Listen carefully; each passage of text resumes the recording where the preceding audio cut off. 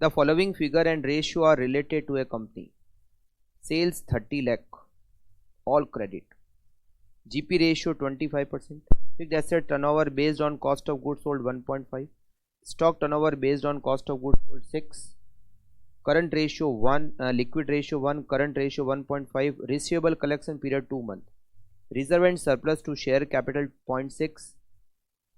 0.6:1. Capital gearing ratio and fixed assets to net worth. You are required to prepare balance sheet of the company on the basis of about detail. पहले first point को solve करते हैं। Balance sheet बनानी है हमें question में। यहाँ पर कैपिटल गियरिंग रेशियो दे रखा है, मतलब डेप्ट है। डेप्ट होने पे ही कैपिटल गियरिंग रेशियो आता है। तो हम लिखते हैं balance sheet. Balance sheet liability side में शेयर होल्डर फंड, डेप्ट और current liability.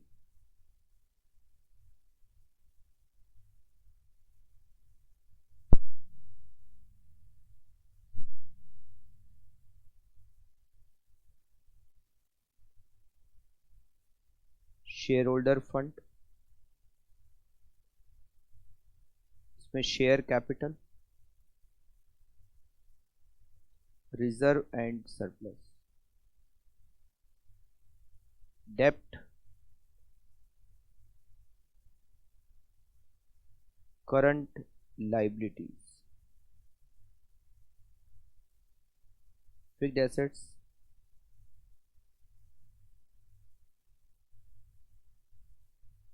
Current assets. Current assets में स्टॉक, डेटर्स और कैश।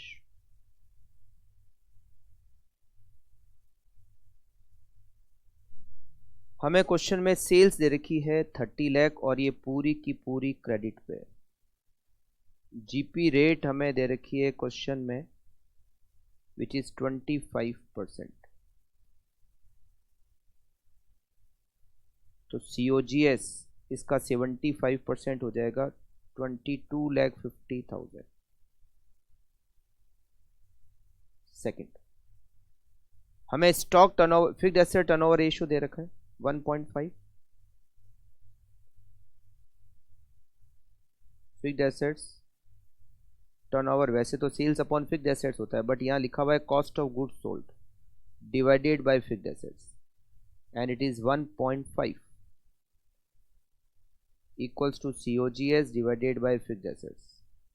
COGS 22,50,000 है, तो fixed assets equals to 22,50,000 divided by 1.5, 15 lakh fixed assets। Balance sheet में फिक्स्ड एसेट्स होगी 15 lakh.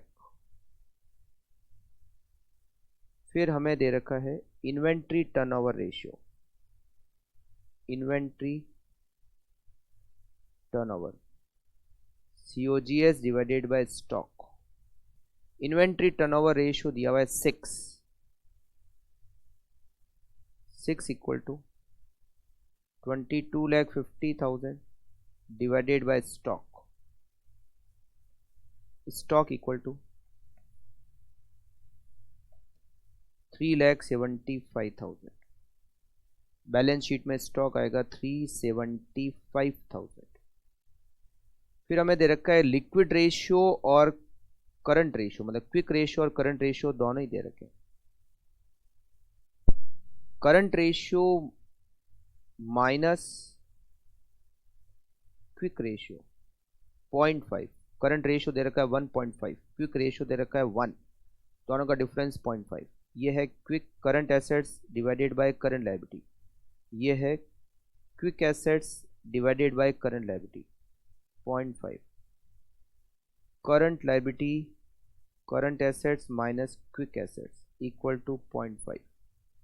Stock divided by current liability equal to 0.5 और हमें स्टॉक पता है, तो हम करंट लायबिलिटी निकाल सकते हैं। 3,75,000 स्टॉक है divided by 0.5 equals to 7,50,000 current liability.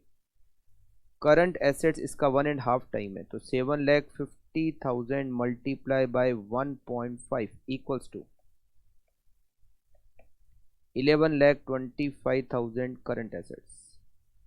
Current assets की टोटल 11,25,000 और करंट लायबिलिटी हमें मिल गई 7,50,000।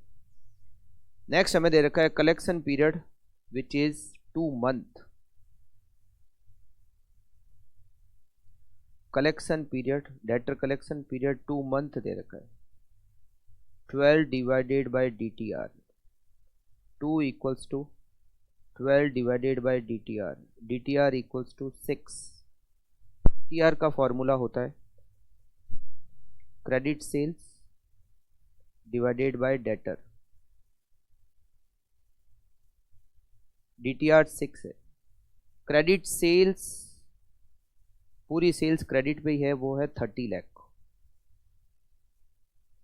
30 lakh divided by debtor, debtor equals to 5 lakh. Balance sheet में डेटर आएंगे 5 लाख के।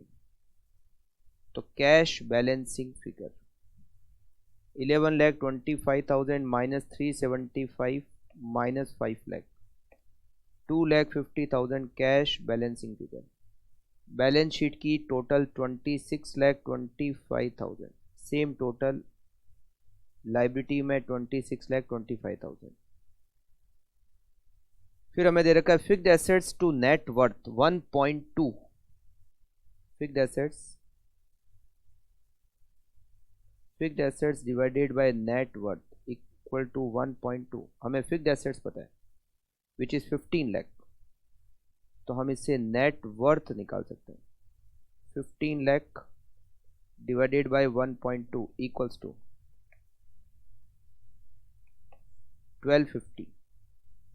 इस 1250 नेट वर्थ में शेयर कैपिटल और रिजर्व है जिसका रेशियो दे रखा है आपको 0.6:1। रिजर्व एंड सरप्लस और कैपिटल 0.6:1 का रेशियो दिया हुआ है।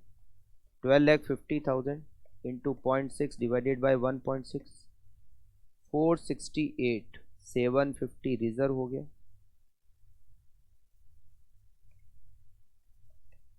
781, 250 कैपिटल हो गई। 781, 250 कैपिटल और 468, 750 रिजर्व, दोनों की टोटल मिला के 12,50,000। अब हम चाहें तो डेप्ट को बैलेंसिंग फिगर भी निकाल सकते हैं। 26,25,000 minus 12,50,000 minus 7,50,000, 625 debt balancing figure भी आ सकता है। और हम चाहें तो इसको कैपिटल गियरिंग रेशियो के फॉर्मूले से भी निकाल सकते हैं। कैपिटल गियरिंग रेशियो का फॉर्मूला होता है डेप्ट divided by share holder fund. ये 0.5 है, तो शेयर होल्डर फंड अगर पता है, डेप्ट पता है, तो शेयर होल्डर फंड पता है, 0.5 पता है, तो डेप्ट बैलेंसिंग फिगर आ जाएगा। ऐसे भी निकल सकता है। फिर इस क्वेश्चन में ये तो था फर्स्ट पॉइंट। सेकंड पॉइंट एक और है, the statement showing working capital requirement if the company want to make a provision for contingency at the rate of 10% of net working capital including such provision. हमें working capital की requirement को पता करना है। Second point,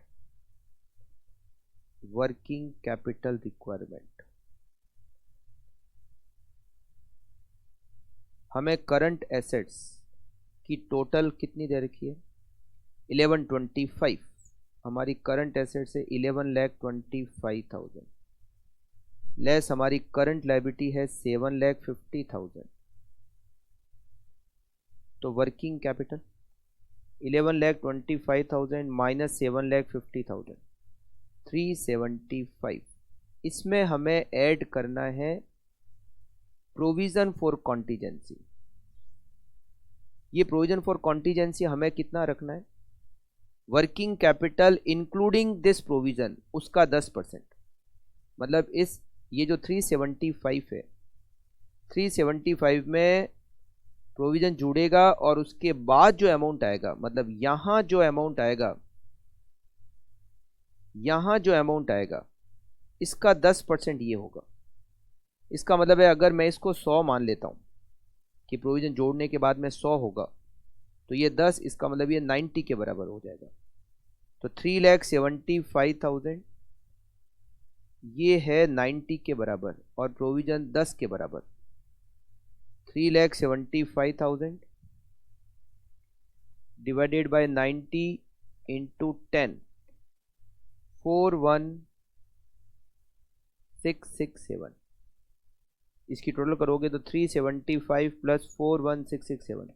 provision add करने के बाद 41667।